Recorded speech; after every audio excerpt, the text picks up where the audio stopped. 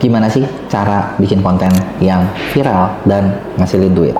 Nah, di video kali ini gue mau bahas nih, kalau ternyata gitu ya, banyak orang tuh sering salah gitu. Salahnya gimana? Salahnya gini, bikin konten di TikTok, harapannya dengan view 1 juta bakal ngasilin 1 miliar penjualannya misalnya. Atau misalnya lu dapat view berapa, pengen dapat penjualan tinggi gitu kan. Dan kadang sering banget di antara kita para seller tuh mengidam-idamkan views yang jutaan gitu kan dengan harapan datengin orderan. Padahal belum tentu. Nah, kok bisa? Jadi ini dia bahasannya. Oke, gini. Jadi ketika kita main di TikTok Shop atau Shop Tokopedia ya, salah satu basic utama yang teman-teman harus kuatin. Basic utama nih, nyawa utamanya TikTok Shop atau terahnya itu dia tuh ada sebenarnya di konten. Karena kalau teman-teman ingat, TikTok Shop sendiri itu kan ya ini ya, TikTok itu kan awalnya dari platform sosial media, platformnya sharing video, orang pada nonton gitu kan, bener nggak? Nah, udah gitu akhirnya tuh ditambahin shop di tengah-tengah. Itu tuh kurang lebih kejadian di tahun 2021. Ya kan 2020 belum, 2021 tuh mulai ada shop kayak gitu. Dimana kita bisa langsung jualan dari konten kita terus langsung jadi duit gitu, ceritanya kayak gitu kan. Nah, ketika kayak gitu sempet banyak sih, maksudnya kayak algoritmanya itu masih belum stabil ya, berubah-berubah, kadang begini, kadang begitu dan lain sebagainya. Gitu kan. Nah, sampai akhirnya sekarang udah makin mateng.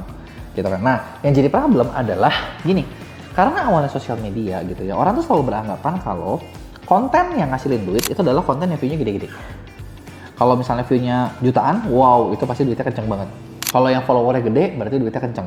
Nah, yang perlu kita sadar adalah ternyata, setelah gue alami selama ini dan maksudnya gue juga banyak ngobrol sama teman-teman yang lain, iya followers itu bener-bener nggak sama dengan duit. Malah gini, gue pernah punya klien, dimana klien gue ini view videonya itu per bulan ratusan juta view. Akunnya tuh di atas 2 juta follower. Gede banget. Gitu kan. Dia jualan produk ya sebenarnya nggak mahal, harga produknya tuh ya 100 ribuan lah, baju yang logikanya tuh kencang banget gitu kan penjualannya. Tapi ternyata order di TikTok Shop-nya itu sebulan di bawah 30, yang artinya sehari 1 juga nggak. Kok bisa gitu loh dengan view gede tapi nggak ada yang kejual, apalagi produknya baju yang logikanya kan baju tuh ketika contoh kayak gue bikin konten gue ngomong gini pasti dipakai gitu kan, bener nggak? Karena kok nggak ada yang mau beli baju gue gitu kan, kenapa gitu kan.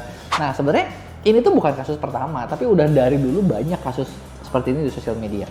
Malah dulu pernah viral, kalau teman-teman pernah tahu, ada influencer gede di luar negeri yang dia punya jutaan view dan dia tuh lagi bikin merchandise, cuman jual berapa 3 losin atau 4 losin baju dan nggak laku-laku. Jadi kayak kok bisa gitu ya? Nah karena gini, ternyata gitu ya, gini, konten orang nonton video itu adalah nyawa dari TikTok Shop.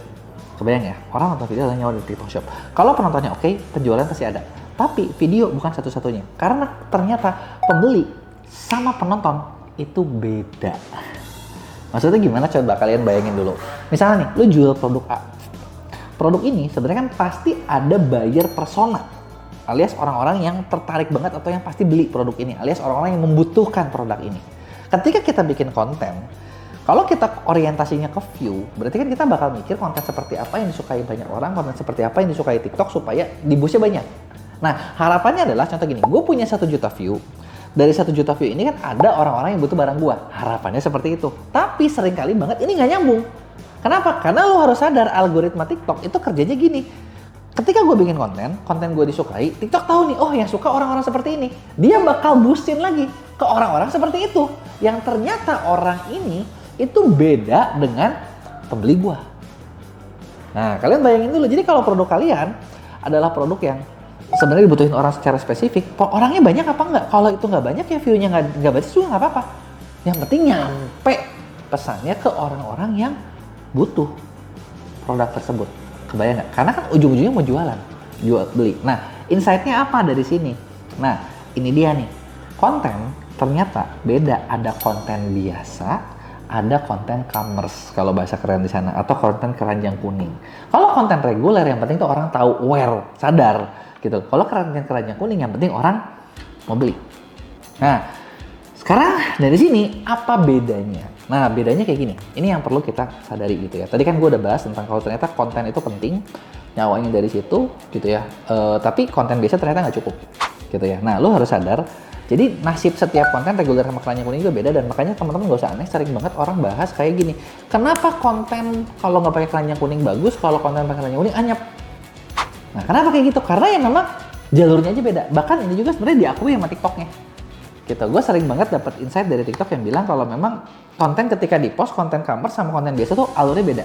Kalau konten biasa itu ketika di post itu memang dia ada QC-nya, ada AI-nya, QC pertama, gitu ya. Udah gitu dia bakal di boost, gitu ya. Nah kemudian kalau konten keranjang kuning ketika dia di post lewat dulu yang TikTok biasa, udah jalur biasa di filter lagi pakai jalur kedua, jalur commerce. Jadi kebayang nggak? Makanya konten commerce tuh naiknya lambat. Jadi kalau misalnya konten biasa sehari udah 1.000 atau 5.000 misalnya tergantung akun kalian. Kalau konten commerce begitu di post, gitu ya, nggak gitu. Begitu di post tuh langsung anyep dulu gitu, lambat. Karena kan dia QC-nya 2 kali. Yang kedua adalah ternyata konten commerce atau konten keranjang kuning itu tidak akan di post ke bocil, anak-anak. Makanya dia kayak langsung kehilangan setengah penontonnya. Tapi dicari orang-orang yang punya duit ibaratnya. Nah, sekarang apa sih yang penting dari sini? Algoritmanya kayak gimana? Nah, kalau konten biasa itu benar-benar yang dibahas adalah engagement rate. Engagement rate itu ada apa aja sih? Engagement rate itu ada macam-macam. Teman-teman bisa lihat ada mulai dari kayak like, share, comment, terus save gitu kan. Udah gitu watch, nonton sampai selesai, dan rewatch. Ada 6 matriksnya. Matriks mana nih yang paling pengaruh buat suatu konten itu bisa viral? Sebenarnya ini matriks ini beda-beda. Gimana TikTok bisa berubah? Jadi kayak mungkin hari ini dia lagi senang di share, mungkin besok jadi yang watch, mungkin besok dari yang mana suka-suka dia. Kita kagak tahu.